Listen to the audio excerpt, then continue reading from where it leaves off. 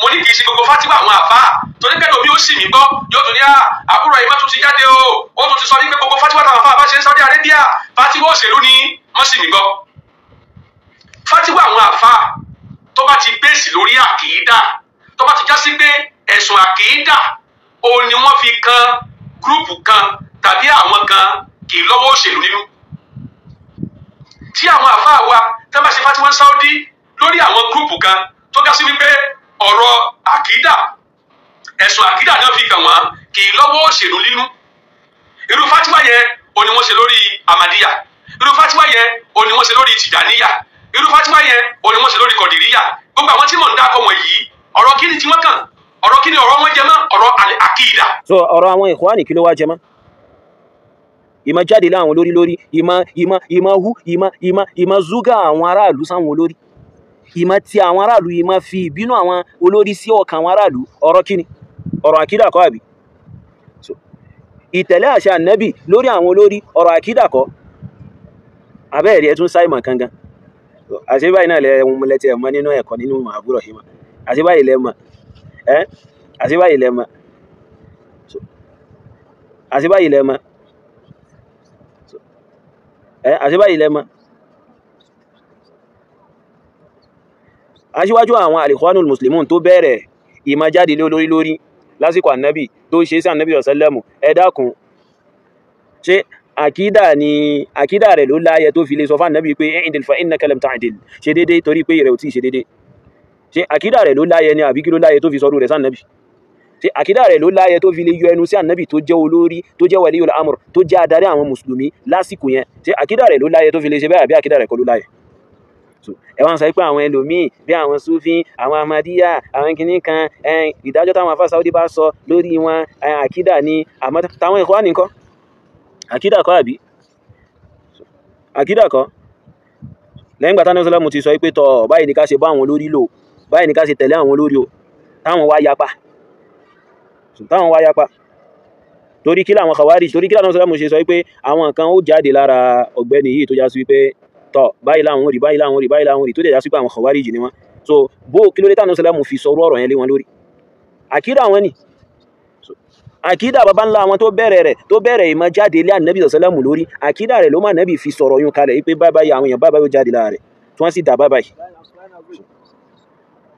Ẹ wá ń sọ pé àkídà ni wọ́n fi dájọ́ lórí àwọn Sufi, wọ́n fi dájọ́ lórí àwọn Ahmadiyya lórí kìíní kan, àwọn Ikhwanul Muslimun nǹkan kí ni wọ́n fi dájọ́ lé wọn lórí?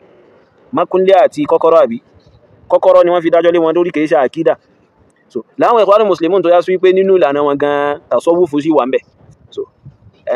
al-Ikhwanul Muslimun bayna da'wati ila tasawwuf, láàrin kí wọ́n máa pèpè lọ sí di tasawwuf wa mahwi sunna, bẹ́ẹ̀ dẹ̀ ni kí wọ́n máa pa sunna rẹ̀. Al-Ikhwanul Muslimun bayna da'wati ila tasawwuf wa mahwi sunna, láàrin kí wọ́n máa pèpè lọ sí di tasawwuf kí wọ́n sì máa pa sunna rẹ̀, kí wọ́n sì máa fọwọ́ ìrárí mú sunna. Ṣé kò wá yọ ní àwùjọ bí tẹ́ wà? Ẹ̀yin náà wò fojú ara yín rí láwùjọ tẹ́ wà pé àwọn eléyìí ò gbádùn, àwọn eléyìí ò níláárí,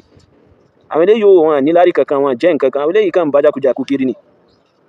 Rí bọ́n yẹn ṣẹ́ mi ni, kò sẹ́ni tí wọ́n lè bá jókòó, hátà ṣètọ́ ǹgan wọn lè bá jókòó. Ìsọkúsọ ọ̀rọ̀. Ọ̀rọ̀ àkídà òun lọ̀rọ̀ tó ní ṣe pẹ̀lú Mirza Ghulam Ahmadu sànàbí Ọlọ́run ni àbí kí sànàbí Ọlọ́run. Ọ̀rọ̀ àkídà òun ló ní ṣe pẹ̀lú ọ̀rọ̀ àwọn Shia, ọ̀rọ̀ àkídà ló ní ṣe pẹ̀lú ọ̀rọ̀ àwọn Sufi. So tí lájínà ulama ní Saudi tó bá pàṣẹ fatiwa lórí gúrùpù tó fi ẹ̀sùn àkídà kàn wọ́n, ìyẹn ò lọ́wọ́ politics nínú. Tó bá di lọ́la náà ẹ tún lè jáde tẹ́ sọ ipò lọ́wọ́ politics nínú náà.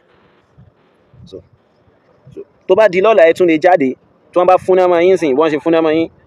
lónìí, ẹ tún lè jáde lọ́la kẹ́ sọ pé ó tún lọ́wọ́ politics nínú náà. Ẹ tún lè jáde lọ́la kẹ́ sọ pé so ìdájọ́ wọn, ọ̀rọ̀ wọn, fatuwa wọn lórí àwọn Sufi, lórí àwọn Ahmadiyya ó ní politics nínú, ẹ tún lè sọ lọ́la náà. Àmọ́lẹ̀ tó lè mọ́la ṣebí àwọn kan lẹ sọ lánàá tẹ jáde lónìí ipò lọ́wọ́ politics nínú. Qad takhruj gadan wa taqul shay'an akhar. Ẹ lè jáde lọ́la tẹ́ sọ nǹkan mi. Ẹ lè jáde lọ́la tẹ́ wí nǹkan mi pé fatuwa wọn lórí àwọn Sufi ó ní politics nínú, ó ní siyasa nínú o. Ẹ tún lè wí, tẹ bá sì wí àgbà yín ní ẹgbà kéwù. So ajẹ́kẹ́ mọ̀ pé kátàkátà wọn sì lẹ́sọ. So ẹ̀yin náà mọ̀ tó bá ti dibi ọ̀rọ̀ pé tó bá ti dibi ọ̀rọ̀ àwọn oníbídà, ẹ̀yin náà mọ̀ pé kì í ṣe níwọ̀nba. Ọwọ́ líle láfi mú yín tẹ́ bá fi lè sọ̀rọ̀ rẹ̀. a sì fọwọ́ rírọ̀ mú yín lórí àwọn èyí tẹ́ ń sọ yìí báyìí àmọ́ tẹ́ bá fi lè mẹ́nu bà gbogbo àwọn èyí tẹ́ ń wíyùn ẹ̀ ní gbádùn rẹ̀ rárá àti rárá wallahi alazim ẹ̀ ní láìkẹ̀ rárá àti rárá. Fatwa tí wọ́n ṣe lórí àwọn ikhwan ní àkídà náà ni oye ọ̀rọ̀ àkídà náà ni.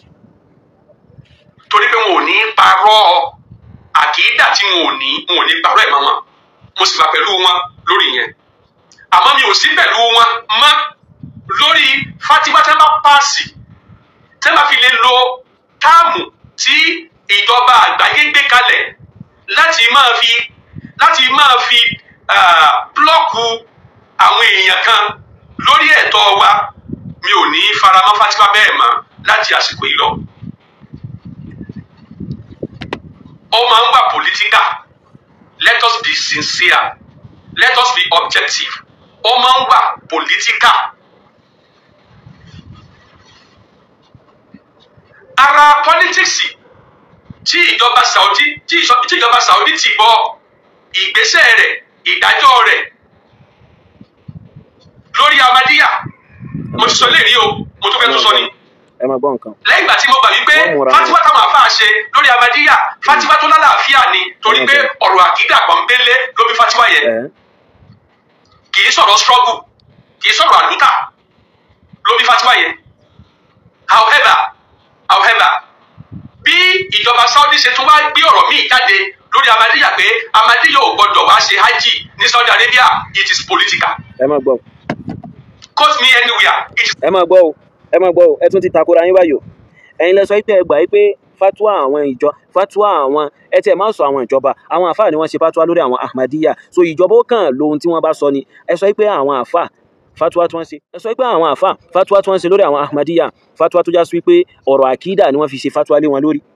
ó yà bí ẹ wá ń sọ pé wọ́n wá play politics níbi nǹkan kan tí wọ́n fi sọ pé kí àwọn Ahmadiyya kí wọ́n má wá ṣe kíni kí wọ́n má wá ṣe hajj àwọn ẹni tí wọ́n ti declare pé kèfèrí ni wọ́n tí wọ́n ti declare pé kèfèrí ni wọ́n ìjọba ti declare pé kèfèrí ni wọ́n tó bá jẹ́ Ahmadiyya anta kafir kèfèrí ni ẹ́ kò sọ́gbọ́n rẹ̀ ó jẹ́ Ahmadiyya báyìí o káfíìrù ni ẹ́ tí wọ́n ti declare rẹ̀ ẹ dákun bóò ni ìjọba ó ṣe aláwọn tó ń kó wá ṣe hajj nínú ìlú wọn tí wọ́n ti declare pé kèfèrí ni tó dẹ̀ fi hàn sí wọn pé Ahmadi lòun tí èsì pé wọ́n gbé pamọ́ wọ́n ṣe aláwọ̀ rẹ̀ kó wá ẹ wá ń sọ pé wọ́n ń play politics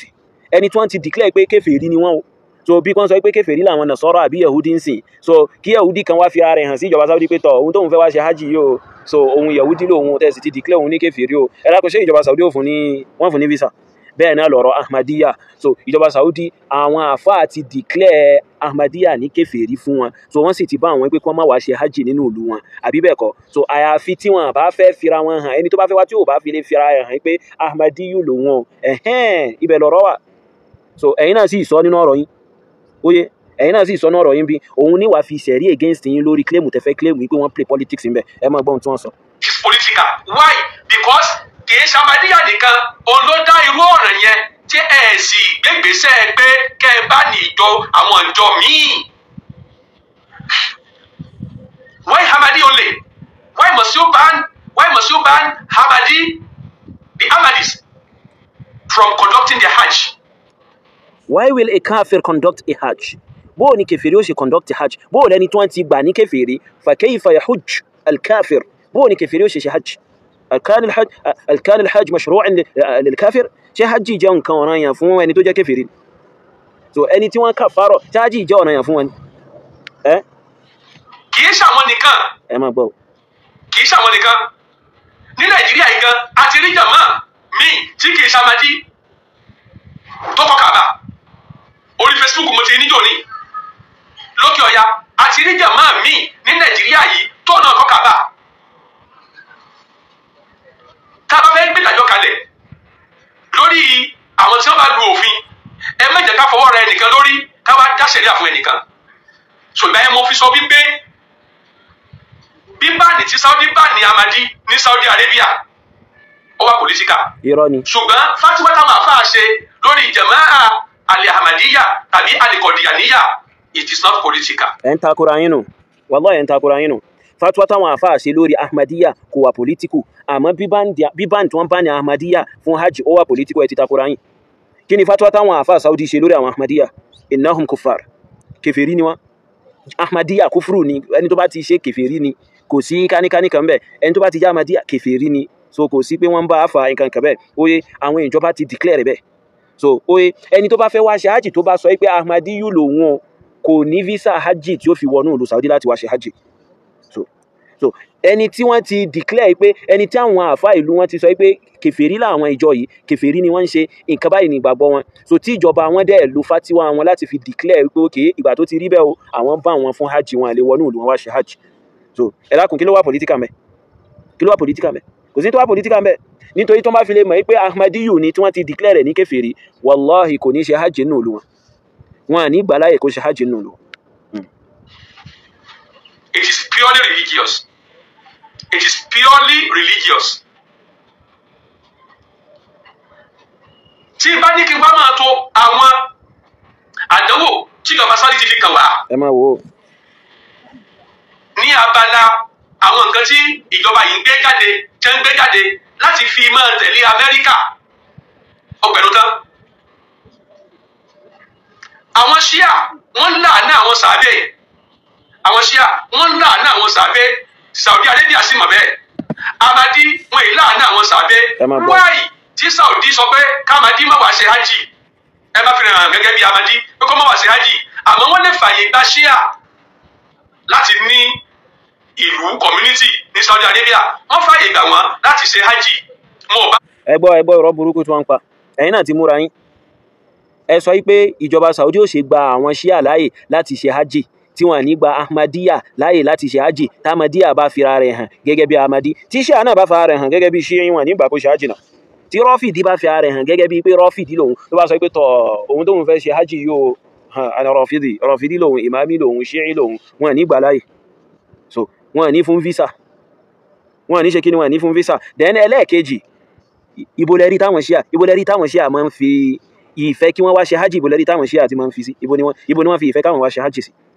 Ṣé Ṣíà tó yá sí pé ìkóra wọn lọ sí di mashahid, ìkóra wọn lọ sí di kibab, ìkóra wọn lọ sí di kubur, ìkóra wọn lọ sí di sàárè, ó pè wọn ju kí wọ́n lọ sí hajj lọ. Ṣáwọn eléyìí lẹ́yìn sọ pé ìjọba Saudi aláwọ̀ kí wọ́n ṣe hajj, àwọn tó yá sí pé ìṣe hajj gan ò tiẹ̀ wù wọ́n. Àwọn ẹni tó yá sí pé ìṣe hajj gan kò wù wọ́n, wọ́n à fẹ́ ṣe gan, so kò tẹ́ wọn lọ́rùn kí wọ́n lọ sí di sàárè, kí wọ́n lọ máa pe Hussein, kí wọ́n lọ máa pe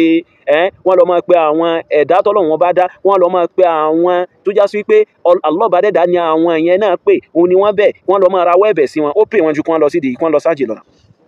So ọ̀rọ̀ tẹ́ ń sọ yẹn kò valid. So ẹ̀yin náà sì ti múra yín. So ẹni wọ́n ṣe lè sọ pé kí Ahmadiyya má wá ṣe hajj, tí wọ́n sì fi Ṣíà lẹ̀ bó ṣe kíni bó ṣe hajj nǹkan kan bẹ́ẹ̀ nǹkan kan bẹ́ẹ̀, wọ́n ṣe wá lè sọ pé kí Ahmadiyya má wá ṣe hajj tó bá fira rẹ̀ hàn pé Ahmadiyya lòun. So tí Ṣíà náà bá fira rẹ̀ hàn pé Ṣíà lòun, khasatan pé Rọ́fìdí lòun, wọ́n nígbà kó ṣe hajj nù lòun. So wọ́n nígbà kó ṣe hajj nù lòun.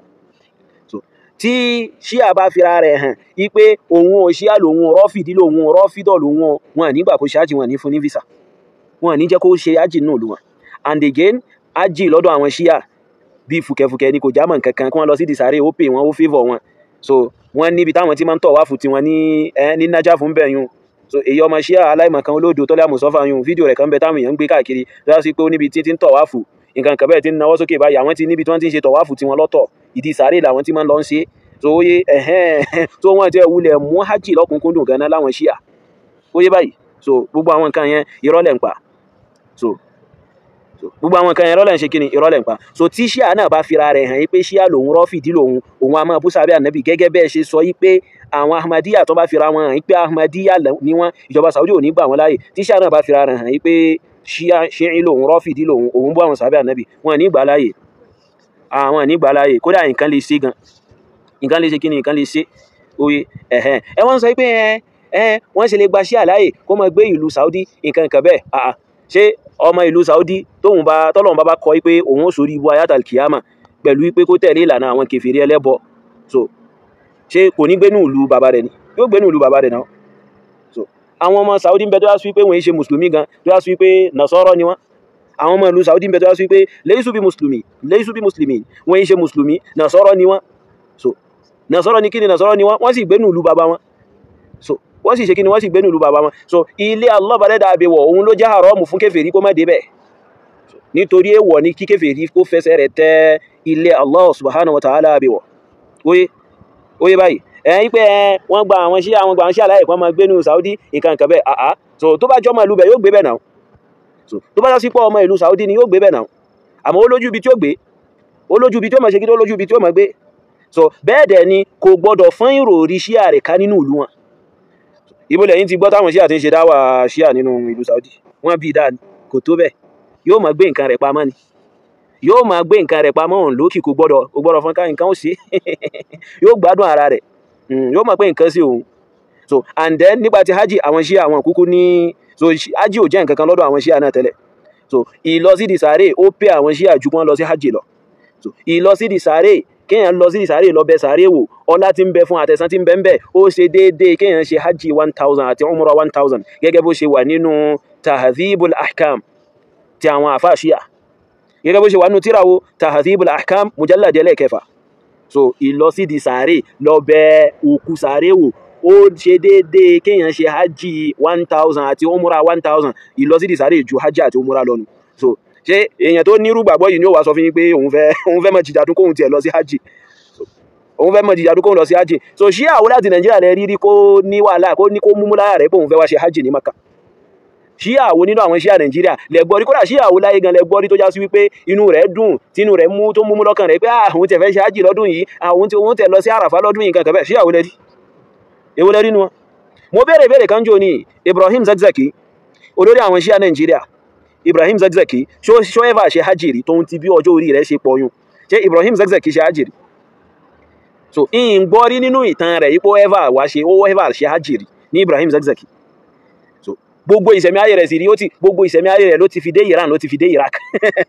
gbogbo ìṣẹ̀mí ayé rẹ̀ ló ti fi dé Iran ló sì ti fi dé Najaf ní Ibrahim Zakzaki yùn so tí ṣíà náà bá sọ pé ṣíyìn lòun rọ́fìdí lòun ń bú sábẹ́ ànẹ́bì gẹ́gẹ́ bẹ́ẹ̀ ṣe sọ pé tí Ahmadiyya bá sọ pé Ahmadiyya lòun ìjọba ò ní fún ní visa hajj bẹ́ẹ̀ náà wọ́n ṣe ní fún ẹni tó bá jẹ́ ṣíà náà ẹni tó bá jẹ́ Christian gan tí ó bá jásí tó bá fi lé ẹni tó bá jẹ́ Christian tó bá fi lé disguise bẹ́ẹ̀ ni pé mùsùlùmí lòun nǹkan kan bẹ́ẹ̀ ó lè rí visa hajj gbà torí pé ó disguise tó bá fi ra rẹ̀ pé kèfèrí lòun káfíìn lòun nasarani lòun ibo ló ti fẹ́ rí hajj gbà ibo ló ti fẹ́ rí visa hajj gbà so ibo ni àbùsí wá wà ń bẹ̀ odò àtàìmọ̀ kan tẹ́ẹ̀kan sọ lásán àbúrò hima odò àti àìmọ̀ kan tẹ́ẹ̀kan wí lásán so odò àti kíni odò àti àìmọ̀ kan tẹ́ẹ̀kan ṣe kíni tẹ́ẹ̀kan sọ.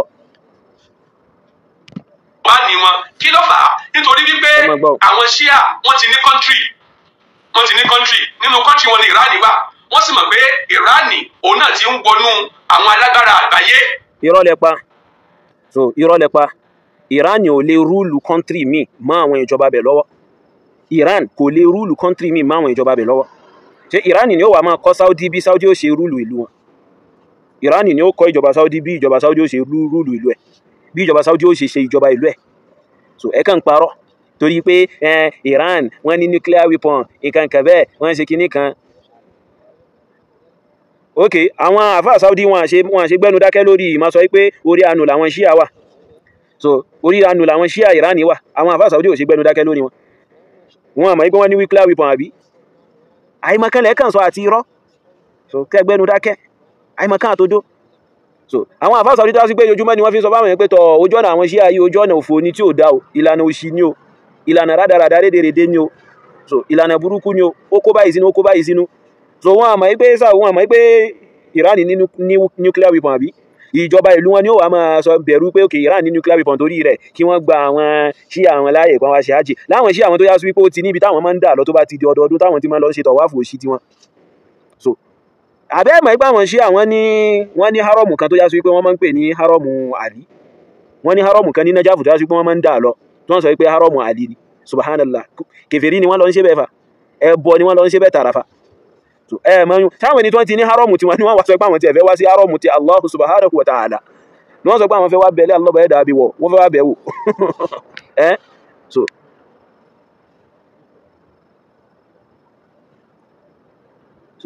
wọ́n sọ pé wọ́n fẹ́ wá bẹ̀ẹ́ wò àti wípé Iran wo nínú àwọn alágbára ayé so Iran wo nínú àwọn alágbára ayé wò tẹ́ ń tanra yín táwọn àti Israel tó wáyá sí pé wọ́n jọ sàgbákò fúnra wọn bí tààrà tó wọ́n bá fi lè gbára wọn mú kódà yín tó ṣẹlẹ̀ sí èyí president wọn tó kú yìí èyí tó ń pè ní Raisi la'anahullah so kẹ́lọ́ bẹ̀ẹ́ dàkú láàánà rẹ̀ so èyí president wọn so ṣé Ibrahim Raisi ni àbí kí ló kọ rẹ̀ èyí tó kú láìpẹ́ yìí kálọ̀ bẹ́ẹ̀ dà kó láàánà rẹ̀ kíbi dandan lọ́bẹ̀ẹ́ dà kó máa wà lórí rẹ̀ so la'anahu Allahu la'nan kabira aw la'natan kabira kálọ̀ bẹ́ẹ̀ dà kó láàánà rẹ̀ dí láàánà tó lágbára tó tóbi gan oye èyí kátàkátà jákujàku wọn tó kú láìpẹ́ yìí nǹkan kan bẹ́ẹ̀ so ikú rẹ̀ tó kú yùn gan ní helicopter yùn gan àwọn kan suspect pé ṣé ìṣe pé àwọn Israeli ni wọ́n lọ bọ́ǹbù ẹ̀ dànù àwọn kan suspect pé ṣé ìṣe pé àwọn Israeli ni wọ́n bọ́ǹbù ọmọ burúkú náà dànù ọ̀tá àwọn sàbẹ̀ ànábì àwọn kan suspect pé ṣé ìṣe pé Israeli ló bọ́ǹbù ọmọ burúkú náà dànù alágbára yóò sì wo táwọn àti rẹ̀ bá gbára wọn mú wọn jọ hanra wọn léèmọ̀ tí wọ́n là sí ìgbésí ayé ara wọn alágbára ayé katakata wọn alágbára ayé ni wọ́n ṣẹ̀ṣẹ̀ alágbára ayé ni wọ́n ṣẹ̀ṣẹ̀ lọ ń sọ fún Israeli pé àwọn fẹ́ bọ́ǹbù bí o so ni wọ́n notify Israeli pé àwọn fẹ́ bọ́ǹbù bí o so alágbára ayé ni Iran ni wọ́n ṣẹ̀ṣẹ̀ notify Israeli pé tó àwọn ń bọ̀ wá bọ́ǹbù ìlú wọn tó bá sì pé alágbára ayé ni wọ́n ó yẹ kí wọ́n lọ mọ́ bọ́ǹbù wọn àwọn náà mọ̀ ìpé Israeli olórí ibú ẹ̀dá bíi tiwọn náà ni so Fúlàní pa tápà náà àbí Fúlàní pa Gàmbàrí pa Fúlàní òun àwọn méjèèjì torí ẹ̀ la ṣe sọ́ngbà kan náà post wa kan pé tí Israeli àti Iran tí wọ́n bá para wọn rẹ́ tí wọ́n para wọn run tí wọ́n lálà sí ìgbésí ayé ara wọn ọmọ ìyá ni wọ́n so àwọn Israeli ń sìn Yehudi ni wọ́n so àwọn Shia yìí ní ìsìn baba ńlá baba wọn tó bẹ̀rẹ̀ ìgbàgbọ́ wọn yùn Yehudi ni Abdullahi ibn Saba so tó bẹ̀rẹ̀ pé Ọlọ́run ọba ni Ali ló gbọdọ̀ jẹ́ ìmáàmù lẹ́yìn ànábì so Ali padà súnná dànù ni so Yehudi ni oye so ọmọ ìyá ni wọ́n so tí wọ́n bá lálàsí ìgbésí ayé ara wọn tí wọ́n para wọn run oye wọ́n padà sí ìdílé ni láti sẹ́tù àgbákò ara wọn pẹ̀lú pé kí wọ́n máa da bọ́ǹbù sáàrin ara wọn oye báyìí so oye ẹ máa tanra yín so ẹ máa ṣe kí ni ẹ máa tanra yín torí pé kẹsà pààrọ̀ kẹsà fi favour àwọn Ikhwani tí wọ́n ń dúnmọ̀ yín mélòó gan ni wọ́n mélòó làwọn ọmọ tí wọ́n ń dúnmọ̀ yín yẹn mélòó ni wọ́n àwọn tí wọ́n jámọ̀ kankan kó mọ̀ já sí wípé ẹ ti lọ pé Abdurrahman Al-Alubọ́sà náà ṣé èsì pé ẹ ti lọ pé Abdurrahman Al-Alubọ́sà náà ẹ̀yàn àbúrò yìí mà kó mọ̀ já sí wípé ẹ ti lọ pé Abdurrahman Al-Alubọ́sà náà fà tẹ́ bá pé Abdurrahman Al-Alubọ́sà òun ó lálá sí ìgbésí ayé yín tó bá padà yá yóò fi sọ̀rọ̀ sí yín tààrà ni kó mọ̀ já sí wípé ẹ ti lọ pé ẹ ti lọ sọ fún pé wá bá mi bẹ̀ àwọn ẹ̀gbọ́n rẹ̀ àwọn Ikhwani ẹ̀gbọ́n rẹ̀ àwọn Ikhwani bùrọ̀dá rẹ̀ wá bá mi bẹ̀ wọ́n so tẹ́ bá ti ṣe bẹ́ẹ̀ yóò fi lálà sẹ́yìn tó bá padà yá àmọ́ irọ́ ni gbogbo àwọn nǹkan tẹ́ ń sọ yìí dé eléyìí ló kàn wájú. àmọ́ mọ̀ pé Ahmadi they are just community wọn ò ní missiles wọn ò ní nuclear weapon so wọ́n lè fi Shia sílẹ̀. ẹ máa gbọ́ o. láti ṣe hajj. irọ́ lẹ pa ipe wọ́n lè fi Shia sílẹ̀ láti ṣe hajj irọ́ lẹ pa tí Shia bá sọ pé Shi'i lòun wọn à ní ìgbà kò ṣe hajj gẹ́gẹ́ bẹ́ẹ̀ ṣe sọ pé tí Ahmadiyya bá fira rẹ̀ hàn pé Ahmadi lòun wọn à ní ìgbà kò ṣe hajj wọn à ní ìgbà kò ṣe hajj so ṣé àwọn Shia tó já sí wípé tẹ̀kíyà tiẹ̀ tún wà nínú ìlànà wọn àwọn ò tiẹ̀ nífẹ̀ẹ́ fira wọn hàn pé bóyá àwọn nífẹ̀ẹ́ fi ìgbàgbọ́ tí wọ́n hàn torí ibi táwọn mùsùlùmí bá wà àwọn nífẹ̀ẹ́ fi ìgbàgbọ́ wọn hàn àwọn ọmọ Shia tó wọ́n fẹ́ máa gbé orí tí wọ́n sì lè rí ibì kankan dé sí àwọn Shia tó fẹ́ máa gbé orí ìgbà tá tọwọ́ bọ̀ ìgbàgbọ́ wọn kí la kọ́kọ́ dàrú nínú ìgbàgbọ́ wọn ipe kí wọ́n pretend gẹ́gẹ́ bí ẹni pé mùsùlùmí ni wọ́n Islam ni wọ́n gbé dání wọn ní fi ìgbàgbọ́ wọn gangan hàn sáwọn èèyàn so Shia náà taqiyya ní ẹ̀sìn wọn inna 19 din Shia ala taqiyya 9/10 ẹ̀sìn Shia lórí taqiyya ní 90% ẹ̀sìn Shia orí taqiyya ní orí irọ́ ni so àwọn òtẹ́ nífẹ̀ẹ́ present ara wọn gẹ́gẹ́ bí pé Shia kan ni wọ́n tó wá sí pé wọ́n bọ́ àwọn sàábé wọ́n kàfàrà àwọn sàábé wọ́n láàánà àwọn sàábé wọ́n láàánà àwọn ìyàwó Ànábì sallallahu alaihi wasallam wọn nífẹ̀ẹ́ present ara wọn bẹ́ẹ̀ àwọn fẹ́ ṣe wípé mùsùlùmí náà wọ́n ṣàlá nahnu muslimuna nuhibbukum wa tuhibbunana so afẹ́ràn yẹn sì fẹ́ràn wa alhamdulillah àwọn fẹ́ ṣe bí ẹni rẹ̀ ní ẹ̀sìn Shia nù náà so tí fàtọ̀ tí Shia bá wá ríbi ṣe hajj pẹ̀lú pé ó lo tẹ̀kíyà fún àwọn olófin Saudi ẹ̀sìn Shia ní tẹ̀kíyà làwọn máa ń lò àmọ́ tí Shia bá lè sọ ìgbàgbọ́ rẹ̀ gẹ́gẹ́ bẹ́ẹ̀ ṣe sọ pé tí Ahmadiyya bá sọ ìgbàgbọ́ rẹ̀ fún ìjọba wọn tí Ahmadiyya bá fi ara hàn gẹ́gẹ́ bí Ahmadiyya àwọn lè má jẹ́ kó ṣe hajj wọn ní jẹ́ kí Shia náà ṣe hajj tó bá fi ara hàn gẹ́gẹ́ bí Shia wọn ní jẹ́ kó ṣe so ibo làbòsí wá wà ń bẹ kò sábòsí ń bẹ náà kò sábòsí ń bẹ yín lẹ́mọ ìsọkúsọ tẹ́ ń sọ jákujàku tí ó sí àǹfààní ọ̀kan bẹ̀ oye. nítorí pé wọn ò fẹ́ ìró ìbọn látọ̀dọ̀ wọn àmọ́ wọ́n mọ̀ pé Ahmadi ò níbọn tí ó yìn wọ́n mọ̀ pé Ahmadi ò níbọn tí ó yìn máwọn so tá bá bá ní àwọn níbi Kaaba kò sẹ́ni tí ó yẹ̀ wọ́n ní ọwọ́ wò ẹ mọ̀ sí mi bọ́ o fatiwa tí wọ́n ṣe lórí Ahmadi ipe wọn kì í ṣe mùsùlùmí fatiwa tó dó sórí ẹ̀sìn ni but ohun tí mo sọ ni wípé ìjọba Saudi bá ní Ahmadiyya Jama'atu Ahmadiyya wọ́n bá ní wọn tábà mọ̀ pé Ahmadi léèyàn wọn ò ní jẹ́ kó rí físà gbà. bẹ́ẹ̀ ni tí wọ́n bá mọ̀ pé ṣíà léèyàn tí wọ́n bá mọ̀ pé rọ́fìdí léèyàn wọn à ní jẹ́ kó rí físà gbà kò sí àbòsí kankan bẹ́ẹ̀ tí wọ́n bá mọ̀ pé Tìjàníyù léèyàn tó sọ pé Tìjàníyà lòun wọn à ní jẹ́ kó rí físà gbà tó sì sọ ìgbàgbọ́ rẹ̀ fún wọn ní fún ní físà tó ní wọn ní fún kèfèrí ní físà kó wá máa ṣáájì ní inú ibi tó yá sí pé ìwọlé fún kèfèrí kó tẹ̀bẹ̀ ẹ̀ ń múra yín nìyẹn. ṣé Ahmadi nìkan ló dá ọ̀ràn ni? That is the question. So kò sí objectivity nínú báni yẹn. irọ́ lẹ pa objectivity mbẹ́mbẹ́ torí ẹ̀yin náà sọ yìí pé tí wọ́n bá mọ̀ yìí pé Ahmadi léèyàn wọn à ní jẹ́ kó ṣe hajj gẹ́gẹ́ bí ìjà sọ pé tí wọ́n bá mọ̀ yìí pé Ṣíì Rọ́fìdí léèyàn wọn à ní jẹ́ kóun náà ṣe hajj torí wọn à lè gba kèfèrí láàyè kó ṣe hajj náà lù wọn objectivity mbẹ́mbẹ́.